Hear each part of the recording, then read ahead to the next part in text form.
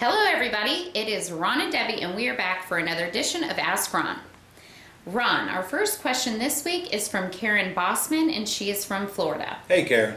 Karen says, I have a seller who has a 2.87% ARM paying interest only. Is this still a good candidate for AX? Oh, absolutely.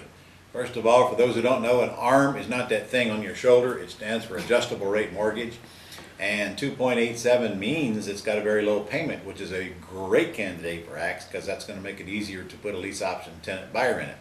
Of course, the tenant buyer has to disclose that the payments may go up or may not go up, and that's already taken care of anyway because it should say in their Exhibit A on their lease agreement that if the underlying payment goes up, their rent goes up as well. So it's not a big deal at all. It's actually a plus. Low payment equals easy to sell. Okay. All right, next is from Terrence Niles, and Terrence is from Idaho. Hey Terrence. I am used to seeing in most contracts, quote, and or assigns, end quotes, in order for the contract to be assignable.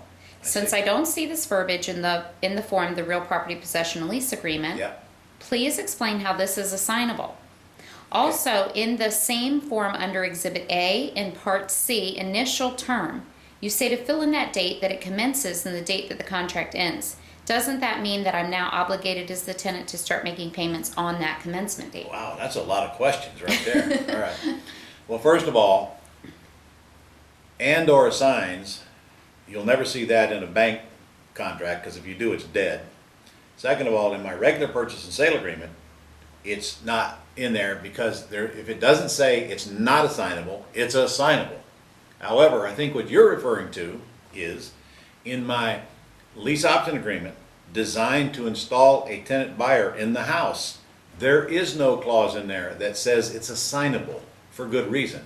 Remember, when I use that agreement for an AX deal, I'm using the same agreement to sign up with my seller that I would want to use to install a tenant buyer because I intend to assign that agreement to a tenant buyer, therefore protecting my seller. So my tenant buyer will not have the right to assign that agreement at all. Now technically, I don't have the right either. If I sign that agreement as ABC Corp or whatever with my seller, it is true. I do not have the right built into the agreement to assign it. However, it is also true that I have permission from the seller to do so, and they will assign all the documents necessary to make that possible at the time I find the tenant buyer. And if they don't, we're not going to have a deal anyway, because remember, the seller has an opportunity to approve the tenant buyer. So they're going to sign a release to me also. So I don't need to have the assignment right in the agreement. Remember, it's the same agreement that I'm assigning to my buyer, but I'm doing that on an assignment outside of that lease option agreement. And again, once my buyer gets in it, they do not have the right to assign it. So it's a perceived and an orally agreed upon right to assign, signed off on again when I install the tenant buyer, so it doesn't become an issue. Now what was the rest of that question? Okay, he was asking about the commencement date. Commencement date? Well, yes. Okay, if I sign a lease option agreement from my seller, there should be a provision in there that says that they will start receiving rent from my tenant buyer 30 days after we put them in the house. Therefore, if we never put them in the house, then there is no commencement date. And that's only on an AX deal now. So let's get this clear now. So on an AX deal, I have no intentions of ever making a payment. The seller knows I never will make a payment. And in fact, they know that I'm going to keep the first month's rent that I collect out of the tenant buyer. That's on an AX deal. If it's a sandwich lease deal now, there is a commencement date. It's the other lease option agreement that I'm signing with my seller, the one without the table of contents. There has to be a commencement date in that one, and it's usually 2 or 3 months off. However, I can fix that very easily by putting in that agreement that my first month's rent will be due 30 days after I install a tenant buyer, even if I intend to stay in the deal. But honestly, there should be some maximum term by which that's allowed, like say 90 days or so. And then honestly, if 90 days goes by and you don't find another tenant buyer, then you can always get out of the agreement. But when I intend to stay in it, I usually just commit to a time by which I'm willing to make the payment and live with it and don't worry about it.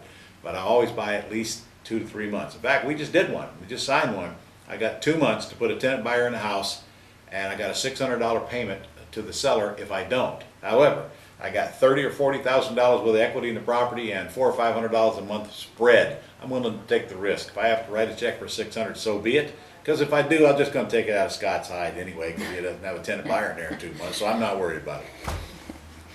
Well, we won't tell Scott. I hope that answered the question. Okay, next is from Keena Johnson. She's from Tennessee. Hey, Keena. I've been making calls to FSBOs and am getting some of the same response. How do I overcome this objection? Here's the objection. Okay. I do not think I can carry 2 mortgages. I really would like to help the buyer, but I can only negotiate on the price or the closing costs. But if you can come up with a way, please call me back. She said this statement is a response to me asking if they're willing to do lease purchases. I don't understand the question. They're carrying 2 mortgages, but one of them's covered by rent. What am I missing here? That's the whole reason for them to take it, so that that second mortgage payment is covered. Maybe you can give me a little bit more clarity on that, or maybe you just explained it wrong to the seller, I don't know. But if you were to ask me that question, I'd say, well, that's why I'm here, to cover one of those payments for you. Right, okay. All right, next, Jody Odell from Arizona, she has 2 questions. Mm-hmm. Her first question is, how exactly do you find a lawyer that will complete your deals for you? Very simple answer. Ask other people that are doing real estate deals, and they will guide you to a lawyer who is real estate deal friendly. You're going to get that from your local RIA group, from other investors, or you can ask realtors who they know that is investor friendly. And it should be investor friendly agent. The AX deals are nothing but lease option deals or owner financing deals. Any lawyer can do those, and if they don't want to do those, it means they don't get it and they don't understand it and they don't want to take the time to learn it, or they got some hang up or misconception. Just get rid of them. Go find somebody who wants to take your money in exchange for their services. It's not that hard of a hunt. Okay, her other question is, do you send the earnest deposit to the seller if they are out of state or just the title company?